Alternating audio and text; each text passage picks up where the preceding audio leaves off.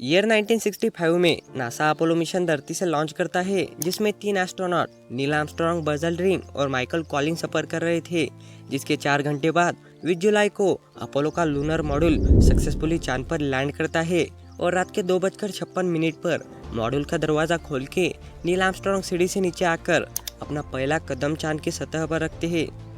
दोस्तों, इस पल ने मानव इतिहास में एक नए पन्ने को जोड़ दिया था, क्योंकि इससे पहले किसी ने भी स्पेस में ट्रैवल करके किसी और ऑब्जेक्ट पर पैर नहीं रखा था। क्योंकि उस वक्त की टेक्नोलॉजी आज के स्मार्टफोन से भी कम थी, पर फिर भी नासा ने इस मुश्किल भरे सफर को बड़े अच्छे से पार कर दिखाया। तभी तो नासा को इस पूरे मिशन में $255 बिलियन का खर्चा आया था और कई सारा रिस्क भी उठाना पड़ा। तो ऐसे में सवाल आता है कि क्यों नासा ने इतनी जल्दी चांद पर जाने का फैसला ले लिया और ऐसी क्या वजह थी जिससे नासा ने अपने एस्ट्रोनॉट को चांद पर भेजा।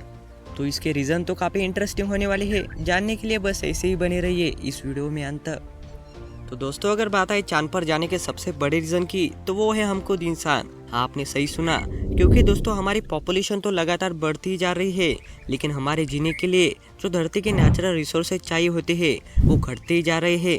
इसलिए आगे चलकर हमारी पॉपुलेशन हद से पार हो गई तो हमारी धरती को सेफ रखने के लिए इंसानों की भविष्य की पीढ़ियों को किसी और प्लैनेट पर शिफ्ट होना होगा, जिस पर हम रह सके और वो बिल्कुल हमारी धरती की तरह हो। और अभी तो हमने सिर्फ पॉपुलेशन की बात की है, उससे पहले कई ऐसे बड़े बड़े खतरे हैं जिनकी शुरुआत हमने की है, जैसे कि ग्लोबल वार्मिंग।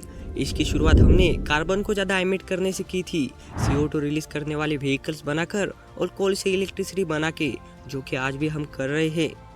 और इसे हमारे द्वारा नेचर के प्रति किए जा रहे हुए डिस्ट्रैक्शन को लेकर वैज्ञानिक इतनी चिंता में रहते हैं कि सदियों के सबसे genius scientist sir Stephen Hawking ने भी यही प्रेडिक्शन किया था कि अगर इंसानों ने अगले 100 से 1000 सालों के अंदर किसी और ग्रहों को नहीं खोजा तो क्लाइमेट चेंज की वजह से पूरी मानव सभ्यता विलुप्त हो जाएगी। तो यह तो तय है कि फ्यूचर में ह्यूमन सिर्फ धरती पर डिपेंड नहीं रह सकते, उन्हें स्पेस में ट्रैवल करके धरती जैसे और ग्रहों पर इंसानी सभ्यता बसानी होगी, जिससे हम इंसानों का अस्तित्व बना रहेगा। और इंसानों का चांद पर जाना एक पहला कदम है स्पेस में ट्रैवल करके और ग्रहों को कॉलोनाइज करने का। मतलब चांद पर जाने से इंसानों को यह पता चला कि वो कौन कौन सी मुश्किलें होगी जिसका इंसानों को स्पेस में ट्रैवल करते समय सामना करना पड़ेगा। जैसे कि स्पेस में जीरो ग्रेविटी होने के कारण बोन्स की डेंसिटी कम हो जाना, बॉडी में प्रॉपर ब्लड सर्कुलेशन ना होना और ऐसी कई चीज़ें जो हमें चांद पर जाने से पता चली, और यही चीज़ें हमें आगे के बड़े बड़े स्पेस मिशन में काम आएगी। मतलब चांद पर जाने का मेन मोटिव यही था कि चांद पर जाना इंसानों की पहली सीढ़ी थी स्पेस में ट्रैवल करने के जर्नी की। तो पहला रीज़न यहाँ पर ख़त्म होता है और बाकी सब अपने अपने रीजंस होते हैं। जैसे कि आज से कई वर्ष पहले शुरू हुई USA और USSR की स्पेस रेस। दोस्तों, अंतरिक्ष में जाकर उसके रहस्यों को जानने की ओर हमेशा से ही अलग अलग स्पेस एजेंसियों को रही है, और अगर स्पेस का नाम आए तो USA की नासा हमारे दिमाग में सबसे पहले आती है। लेकिन दोस्तों, नासा को इतना बड़ा बनने के पीछे एक बड़ी लंबी कहानी रही है, और कहानी की शुरुआत होती है 19 BC में, जब USA और USSR यानी सोवियत यूनियन, सिर्फ ये 2 ही देश अपनी स्पेस फ्लाइट अचीवमेंट में अपनी टेक्निकल जीत हासिल करना चाहते थे। और उसी वक्त से ही स्पेस एक्सप्लोरेशन की शुरुआत हुई थी, जिसके बाद इन दोनों देशों ने कई सारे स्पेस मिशन लॉन्च किए और इसी तरह इनकी स्पेस रेस कई महीनों तक चलती रही। और अब समय आता है अप्रैल 1961, जब सोवियत अपना गोस्टॉक मिशन लॉन्च करता है। तो पूरी दुनिया की आंखें खुली की खुली रह जाती है, क्योंकि सोवियत ने पहली बार किसी इंसान को स्पेस में भेजा था जिनका नाम यूरी गैगरिन था, और इन्होंने स्पेस में 1 घंटा 48 मिनट बिताकर इतिहास रच दिया था। जिससे प्रभावित हुए उस समय के US के प्रेसिडेंट जॉन एफ कैनेडी कहते हैं कि इस दशक के अंत तक नासा मानव को चांद पर भेजकर उसे सुरक्षित धरती पर वापस लाएगा। और यही चीज़ उस समय के लोगों को सोचने में भी असंभव लगती थी।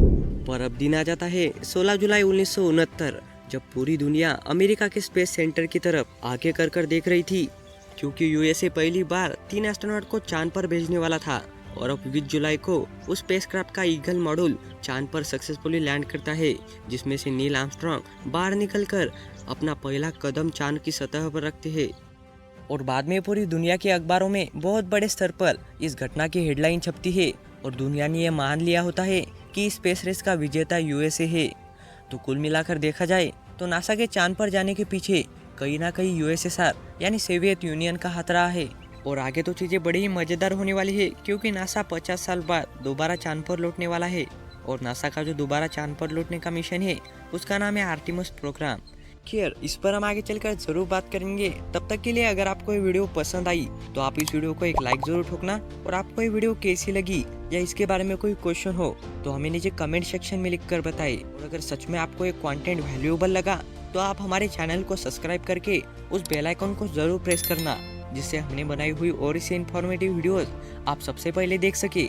और इसी के साथ हम जल्दी मिलेंगे एक और दिलचस्प वीडियो में। और आपका इस वीडियो के अंत तक रहने के लिए तहे दिल से धन्यवाद।